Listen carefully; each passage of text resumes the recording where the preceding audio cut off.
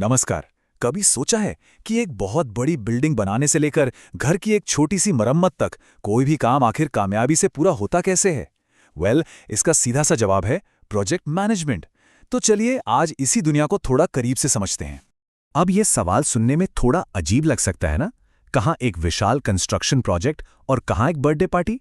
लेकिन यकीन मानिए, इन दोनों में एक बहुत बड़ी चीज कॉमन है, और वही प्रोजेक्ट मैनेजमेंट की नींव है। और वो कॉमन चीज ये है कि ये दोनों ही प्रोजेक्ट हैं। देखिए, प्रोजेक्ट मैनेजमेंट की भाषा में कोई भी ऐसा काम जिसकी एक तय शुरुआत और एक तय एंडिंग हो, मतलब वो अस्थायी हो और उससे कुछ नया, कुछ अद्वितीय बन रहा हो, तो उसे प्रोजेक्ट कहते हैं। तो इस हिसाब से एक बिल्डिंग और एक पार्टी दोनों ही प्रोजेक्ट हुए। तो किसी भी काम को प्रोजेक्ट बनाती हैं ये तीन बातें। पहली कि उसकी एक डेडलाइन होती है, दूसरी उसका नतीजा हमेशा कुछ यूनिक होता है, कुछ नया, और तीसरी कि प्रोजेक्ट्स अक्सर धीरे धीरे स्टेप बाय स्टेप आगे बढ़ते हैं। जैसे जैसे हमें ज्यादा जानकारी मिलती जाती है, प्लान और साफ होता जाता है। अच्छा, तो अब हम ये तो समझ गए कि प्रोजेक्ट क्या है। तो चलिए अब इसकी सबसे बड़ी चुनौती को समझते हैं। देखिए, हर प्रोजेक्ट को कुछ नियमों के अंदर रहकर ही काम करना होता है, जिसे हम कहते हैं ट्रिपल कंस्ट्रेंट, यानी तीन सबसे बड़ी बाधाएं। इसको ना एक बैलेंसिंग एक्ट की तरह सोचिए।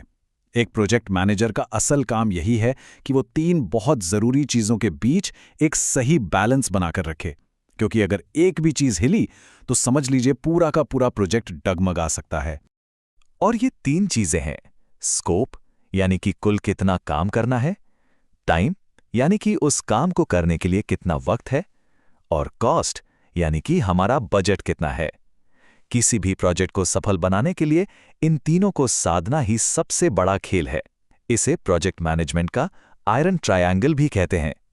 और असली मजा या कहें चुनौती तो यहीं से शुरू होती है। जरा सोचिए, अगर क्लाइंट कहता है कि प्रोजेक्ट में कुछ नए फीचर्स चाहिए, मतलब स्कोप बढ़ गया, तो अब क्या होगा?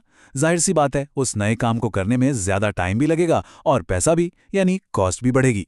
देखा, एक चीज को छेड़ने से बाकी दोनों पर सीधा असर पड़ता है। पर देखिए, प्रोजेक्ट्स सिर्फ प्लान और चार्ट्स नहीं होते, इनके दिल में होते हैं लोग। तो आइए अब ये देखते हैं कि एक प्रोजेक्ट को हकीकत में बदलने के लिए कौन-कौन लोग जिम्मेदार होते हैं। हर प्रोजेक्ट से ना कई तरह के लोग जुड़े होते हैं, जिन्हें हम स्टेक होल्डर्स कहते हैं।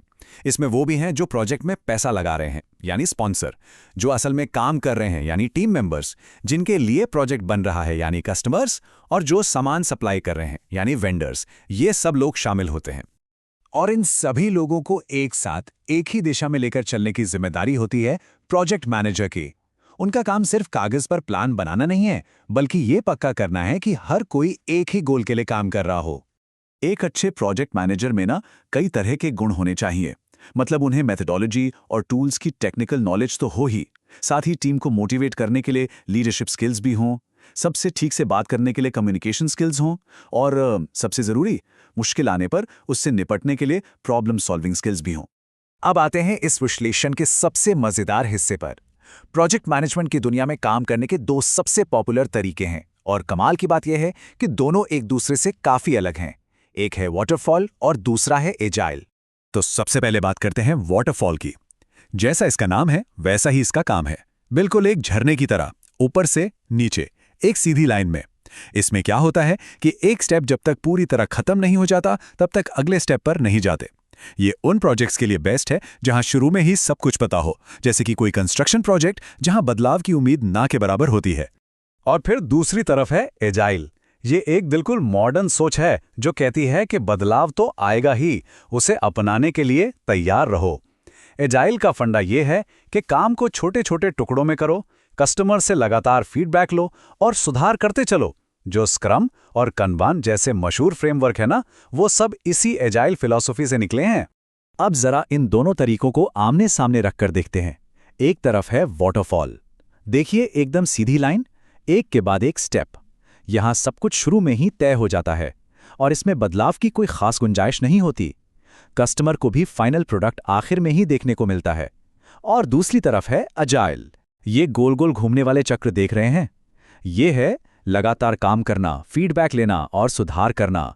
यहाँ कस्टमर शुरू से आखिर तक प्रोसेस का हिस्सा होता है, जिससे ये पक्का होता है कि जो बन रहा है वो बिल्कुल वही है जो चाहिए था।